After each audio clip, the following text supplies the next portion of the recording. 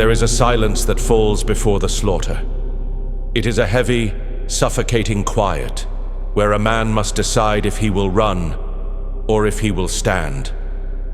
You are living in that silence right now. Look at the world around you. It is loud with distraction, bright with entertainment, and drunk on comfort. It tells you that peace is the goal. It tells you that you are safe. But deep in your spirit, you know it is a lie. You feel the friction. You feel the war. You know that while the world sleeps, an enemy is prowling, seeking whom he may devour. You did not click on this by accident. You are here because you are tired of the compromise.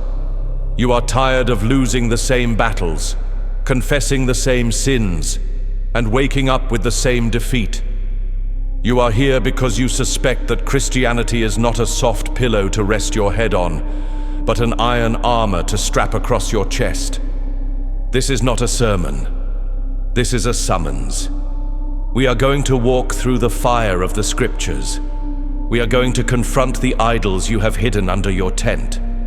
We are going to take the hammer to the flesh. Prepare your mind. Guard your heart. The truce is over. But understand this. The greatest deception of war is not that the enemy is too strong to be defeated. It is that the enemy is too far away to hurt you. You look to the horizon. You watch the walls. You scan the hills for the movement of an army, waiting for the devil to show his face in a storm of fire and noise. But the devil is a strategist. He knows that a fortress is rarely taken by force. It is taken by treason. He does not need to batter down your gates if he has already been invited into your guest room. Look at your life. You call yourself a warrior. You say you battle for the light. You attend the assembly. You speak the words. You wear the armor in public view. But there is a territory you have not surrendered. There is a secret map in your pocket. We read the history of the kings of old, men of valor, men of iron.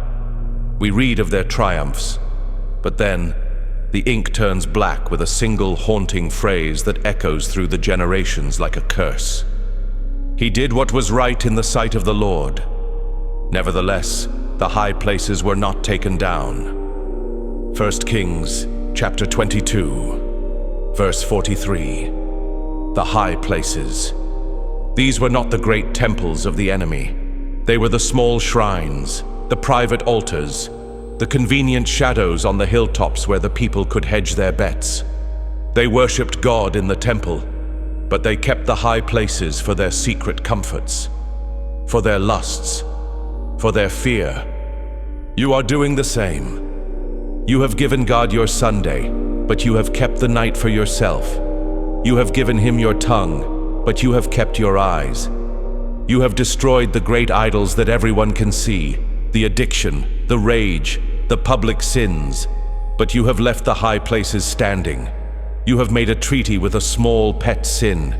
You feed it scraps under the table, thinking it will stay small, thinking it is tame. But sin is not a pet. It is a parasite. And it does not negotiate. It consumes.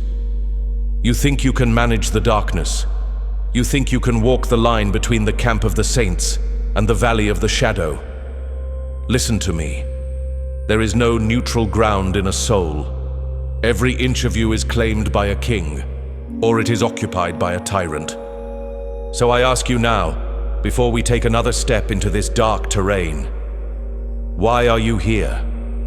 Did you come to be told that you are doing enough? Did you come to be patted on the back and told that your struggle is valid? Or did you come to bleed? There are two kinds of men listening to my voice. Those who want to manage their sin, and those who want to kill it. Decide which one you are, because the weapon I am about to give you is too heavy for a coward's hand. The time for negotiation is over. The time for coexistence is dead. The ancient king Hezekiah knew this. He looked at his kingdom. He saw the compromise, and he did not pray for peace. He declared war on his own heritage. And from the Chronicles of the Kings, the standard is raised. He removed the high places and broke the sacred pillars and cut down the wooden image, and he broke in pieces the bronze serpent that Moses had made, for until those days the children of Israel burned incense to it. 2 Kings chapter 18 verse 4. He destroyed even the good things that had become idols. He ground them to dust. This is the ruthlessness required of you. You must walk into the landscape of your own heart. Find the shrines you have built to your comfort, to your ego, to your secret pleasure.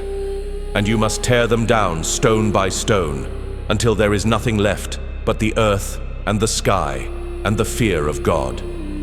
Do not spare the Agag in your life.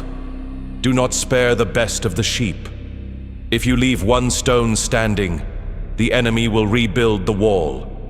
Burn it all. But tearing down the stones is only the beginning. Stones are cold, they do not bleed. The true enemy is not the shrine on the hill. It is the nature within your own veins. You have been trying to tame a beast that was born to kill you. You act as a zookeeper to your own lusts, thinking that if you feed them enough, they will sleep. You think you can educate the old man. You think you can reform him. But the Apostle Paul did not speak of taming. He did not speak of therapy. He spoke of an execution. He did not walk onto the battlefield with a leash. He walked with a hammer and 3 nails. And into the confusion of your compromise, the new covenant strikes with the force of a death sentence. And those who are Christ's have crucified the flesh with its passions and desires. Galatians chapter 5, verse 24. Crucified. Do you understand the weight of that word? Crucifixion is not a surgery. It is not a quick amputation. It is a slow, shameful, public death. It is the absolute refusal to let the enemy breathe. It is the decision to take the old man, the part of you that loves the sin, the part of you that craves the darkness, the part of you that demands to be worshipped, and drag him to the wood. It is not enough to say no to the enemy. You must nail him to the cross of Christ. When the desire rises in the dark, you do not argue with it. You drive the nail. When the pride speaks in the boardroom, you do not listen. You drive the nail. When the bitterness rises in your throat, you do not swallow it. You drive the nail. It is brutal work. It creates a holy violence in the soul. We want a Christianity that feels like a warm blanket. But the scripture offers us a cross. You cannot resurrect what you refuse to kill. Stop trying to improve your old self. Stop trying to make him a better man. The old man must die, so the warrior can rise. But the death of the flesh is not the end. It is the gateway to the silence. After the high places are torn down, after the old man is nailed to the wood, you are left with something worse than pain. You are left with the long, cold night, where there is no distraction left to hide behind. This is where the real war begins. It is easy to fight when the adrenaline is high. It is easy to be holy when you are busy. But what happens when the lights go out? What happens when you are alone in the tent and the silence presses against your ears like water? That is when the true enemy reveals himself. And the enemy is you. It is your will. It is your stiff-necked core that refuses to bow. You have been fighting against God, thinking you were fighting the world. You have been wrestling for control, wrestling for your own way, wrestling to keep your name, your identity, your power. Halt. Stop planning your defense. Be still. Listen to the rhythm of your own heart. It beats with a frantic need to be in control. You are exhausted, aren't you? You are tired of fighting the same battles year after year, circling the same mountain, confessing the same failures. Why? Because you are still standing on your own 2 feet. You have not yet been broken. There is a valley for men like you. It is called Peniel, the face of God. It is the place where the patriarch Jacob was stripped of his wives, his wealth, his schemes, and his armies. He was left alone in the darkness, and a man wrestled with him until the breaking of the day. This was not a polite conversation. This was dust and sweat and the grinding of bone. Jacob fought because he was afraid to let go. He fought because he thought surrender meant death. But God loved him too much to leave him intact. God does not just want your obedience. He wants your displacement. He wants to shift the center of gravity from your ego to his spirit. And in the heat of that struggle, when the man refused to yield, the divine hand reached out and touched the socket of his hip. And he said, "Let me go, for the day breaks." But he said, "I will not let you go unless you bless me." Genesis chapter 32, verse 26. The dislocation was the blessing. Do you understand? The breaking of his strength was the making of his power. Jacob walked into that night a deceiver. He limped out of it a prince of God. He carried the scar of that encounter for the rest of his life. Every step was a reminder. I fought with God, and I lost, and in losing, I won. You need this limp. You need to be struck in the place of your confidence. You need to wrestle until you realize that you cannot win this war on your own. The soldier of Christ is not the man who stands tall. He is the man who leans heavily on the staff of grace because his own hip has been shattered by the holiness of God. Do not run from the wrestling match. Do not run from the night of the soul. Stay in the darkness until he blesses you. Hold on until he changes your name. The sun rises over Peniel. The high places are ruins. The flesh is crucified. The hip is disjointed. You look like a wreck to the world. You look broken. But in the spiritual realm, you have never been more dangerous. Because now you are light. You are carrying no hidden idols. You are hiding no secret treaties. You have no strength of your own left to defend, so you are defended by the Lion of Judah. You have become a vessel that can hold the fire without cracking. This is the path of the overcomer. It is not a path for the soft.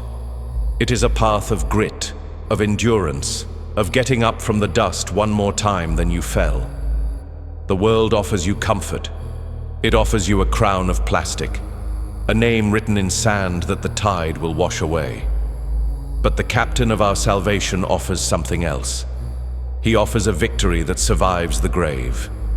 He looks at the dust on your face. He looks at the blood on your hands. He sees the battle you have fought in the secret place, the nights you refused to give in, the moments you chose pain over pleasure. And he speaks a promise that rings louder than any thunder. To him who overcomes, I will grant to sit with me on my throne, as I also overcame and sat down with my Father on his throne. Revelation, chapter 3, verse 21. A throne, not a cushion, not a hammock, a throne, a seat of authority, a seat of rule. And more than that, he promises an identity that the world cannot touch. To him who overcomes, I will give some of the hidden manna to eat, and I will give him a white stone, and on the stone a new name written which no one knows except him who receives it. Revelation, chapter 2, verse 17. The white stone. In the ancient courts, the white stone was the verdict of acquittal. It meant innocent. It meant free. Imagine that. After all the guilt, after all the shame, after the brutal war against the old man, to have the King of Kings press a white stone into your palm and call you by a name that defines your true glory. This is the prize. This is the end of the march. But the war is not over yet. Look around you. The ranks are thin. The world is filled with men who are asleep, men who are playing with shadows, men who have signed the treaty with the dark.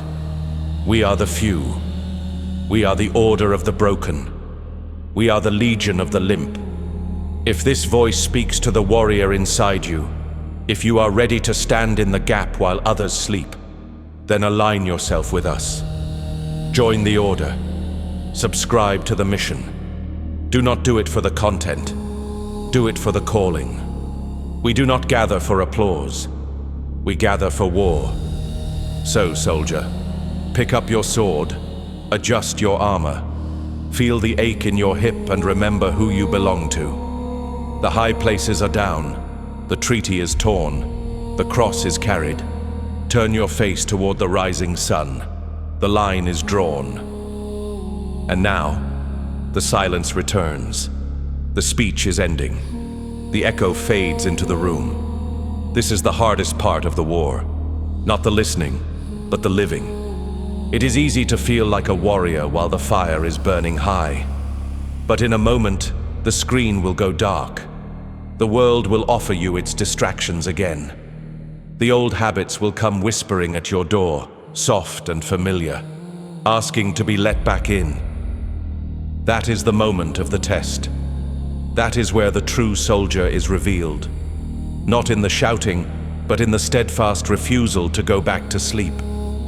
Remember the white stone. Remember the new name. Remember that this life is a vapor, a breath of smoke in the wind, and that soon, sooner than you think, the sky will roll back like a scroll. The king is returning. Let him not find you sleeping at the gate. Let him find you standing. Let him find you watching. Let him find you with your sword in your hand and the blood of your idols on your feet. We do not retreat. We do not surrender. We wait for the trumpet. Strength and honor be yours. Go and sin no more.